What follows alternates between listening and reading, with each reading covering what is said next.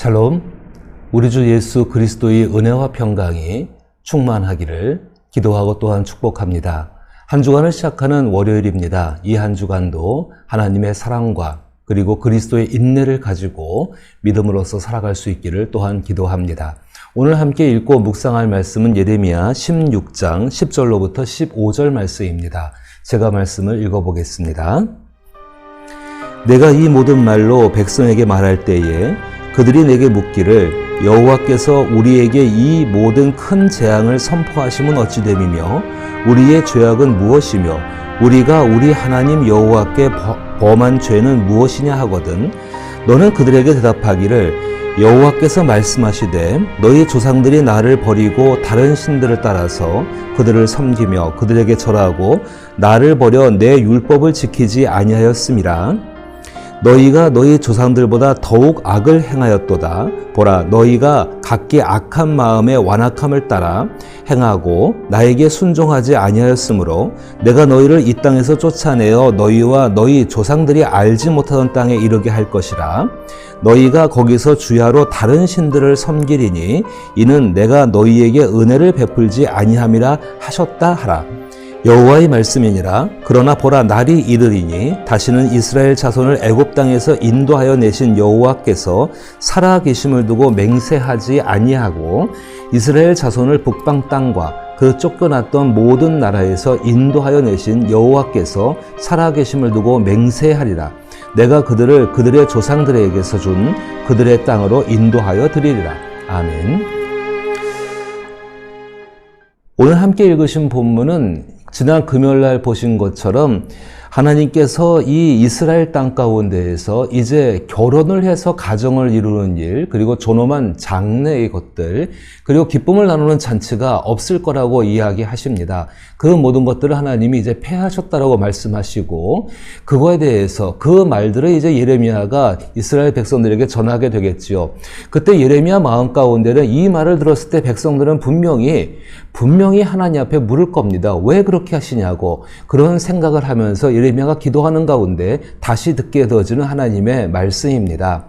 오늘 말씀 가운데는 특별하게 이해할 것이 한 가지 있습니다. 그것은 10절 말씀에 내가 이 모든 말로 백성들에게 말할 때에, 내가 이 모든 말로 말할 때라는 그 단어를 보게 되면은 히브리어로 나가드라는 단어인데 이 나가드라는 단어가 고하다 혹은 전하다, 알게 하다라는 의미를 갖고 있습니다. 그런데 이 나가다라는 단어의 어근이 어떤 것을 사람 앞에 눈에 띄게 높이 놓다라는 말에서 시작됐다고 합니다. 그러니까 사람들이 잘 알아들을 수 있도록 이해하고 설명한다는 의미가 가지고 있는데 그 중에서 이 어떤 것이 무엇인가를 생각해 볼 필요가 있습니다. 그래서 이 나가드란 말은 어떤 말이냐면은 그 어떤 것, 이전에 알려지지 않았거나 알려질 수 없는 것들에 대해서 처음 공개되어지고 알려지게 한다는 그런 의미를 갖고 있는 것입니다. 이전에는 알지 못했던 것들, 이전에는 듣지 못했던 것들, 그것들을 새롭게 알게 하는 것이고 어떤 것이고 그 어떤 것을 설명하는 것이 바로 나가드라는 단어입니다. 그 나가드라는 단어를 그 의미를 이해하면서 보게 되면은 앞에서 분명히 하나님께서 결혼이라든지 결혼을 통해서 이루어지는 가정, 자녀를 낳는 것, 그 다음에 그 죽음의 문제, 그리고 잔치의 문제가 다 없어진다. 결정적으로는 자녀가 없는 문제입니다. 광범위한 재난과 광범위한 죽음을 의미하게 되는데, 자, 자녀가 태어나지를 않습니다. 태어났다고 할지라도 기근으로, 전염병으로 죽게 되어집니다. 그렇게 되면은 이 이스라엘 백성들의 대가 끊어지게 되는 것이지요. 어떤 일이 벌어지는 것입니까?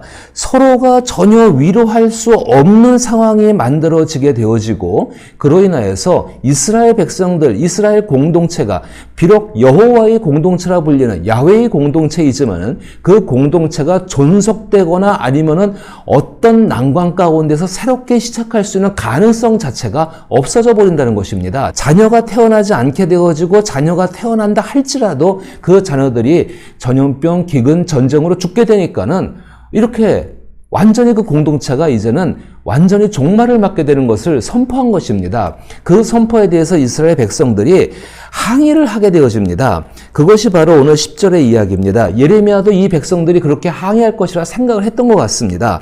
하나님께서 그것에 대한 답변을 하시는데 10절 말씀에 나가듯 내가 이 모든 말로 백성에게 말할 때에 정말로 그들이 이전까지 한 번도 들어보지 못했던 것, 알지 못했던 걸 자세히 설명해 주라 말씀하시면서 그들이 내게 묻기를 여호와께서 우리에게 이 모든 큰 재앙을 선포하시면 어찌 됨이며 우리의 죄악은 무엇이며 우리가 우리 하나님 여호와께 범한 죄는 무엇이냐 하거든이라고 말을 하게 되어집니다. 하나님께서 이스라엘 백성들이 어떻게 말할지를 알고 계십니다. 예레미야의 추측에 딱 들어맞았습니다. 이들은 신탁이라고 말하죠. 하나님께서 신이 말하게 되면 그 신이 두려운 이야기를 했을 때 왜 그럴까를 생각해 보는 것이 정상적인 것인데 이스라엘 백성들은 오히려 하나님 앞에 항의하게 되어집니다. 이게 무슨 일입니까? 가장 거룩한 신이고 가장 존귀한 신 앞에서 이런 음성을 들었다고 한다면은 이런 신의 뜻, 신탁을 받았다고 한다면은 그들은 당연히 두려워하고 그 하나님 앞에서 무엇인가 다시 엎드려서 다시 회개하고 돌이킬 수 있는 길들을 찾아야 되는데 이거는 이방신, 우상한테도 그렇게 하지 않는 행동들을 거세게 항의를 하고 있는 것입니다. 우리가 무엇을 잘못했냐라고 이야기하고 정말로 당신은 그렇게 난폭한 신이고 그렇게 당신의 생각이 어제와 오늘이 다르고 그렇게 여호와 당신은 야훼 당신은 쉽게 변하는 신입니까? 라고 오히려 항의하고 있는 것입니다. 하나님께서 그들이 이렇게 말했을 때에 11절에 너는 그들에 대하여 대답하기를 여호와께서 말씀하시되 너희 조상들이 나를 버리고 다른 신들을 따라서 그들을 섬기며 그들에게 절하고 나를 버려 내 율법을 지키지 아니하였습니다. 그때 분명히 하나님이 이제 그렇게 하실 수밖에 없는 죄목에 대해서 분명하게 이야기를 해 주십니다. 이것은 이스라엘 백성들이 깨닫지를 못하고 있던 거였습니다. 계속해서 예레미야 앞에부터 이야기를 해왔지만은 예레미야도 설교를 했지만은 이들이 마음에서 그것을 받아들이고 이해하고 공감하지를 않았던 것입니다. 계속해서 우리는 그런 적이 없다라고 항변하고 있는 것이지요. 그것이 바로 불순종의 모습입니다. 그런데 12절에는 너희가 너희 조상들보다 더욱 악을 행하였다. 보라 너희가 각기 악한 마음의 완악함을 따라 행동하고 나에게 순종하지 아니하였으므로 이렇게 나옵니다. 옛날 조상들은 하나님 말씀을 듣고 행동하지 않았던 겁니다. 그러니까 불순종이죠. 그들은 하나님 말씀의 내용이 무엇인지를 알고 있었습니다. 그런데 순종하지 않습니다.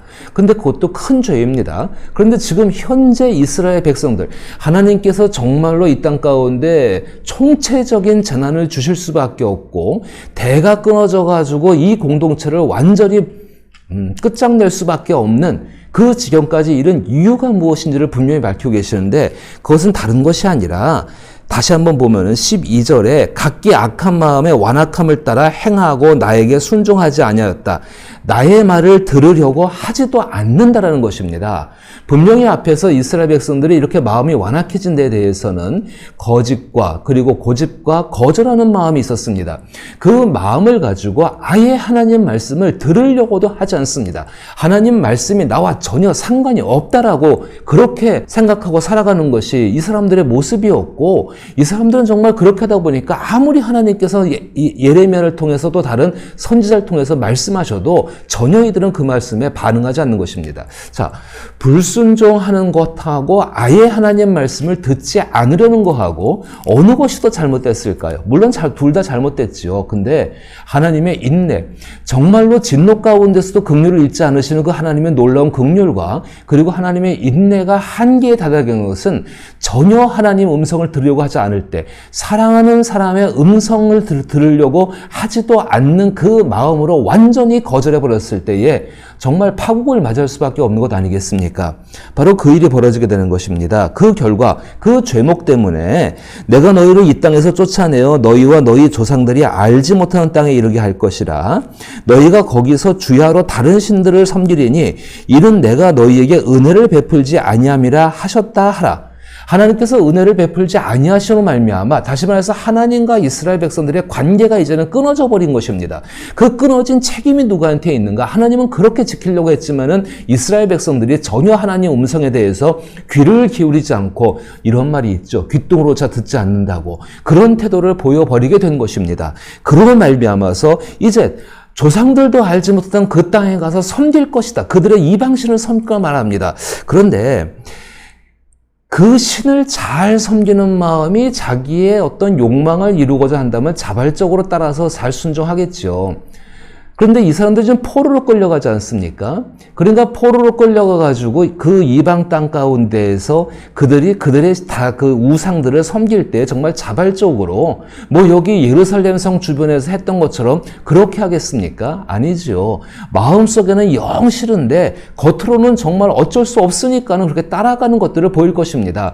그로 말미암아서 이 여기 은혜를 베풀지 않았다는 말씀은 그로 말미암아서 우상을 섬길다 할지라도 그 우상을 세워놓은 그들의 지배자들에게 폭력과 핍박과 압제를 당할 수밖에 없을 것이다. 미움을 받을 수밖에 없을 것이다. 결코 우상을 섬기는 것으로서도 너희들은 그 땅 가운데 평안하지 못할 것이라고 이야기를 하게 됩니다.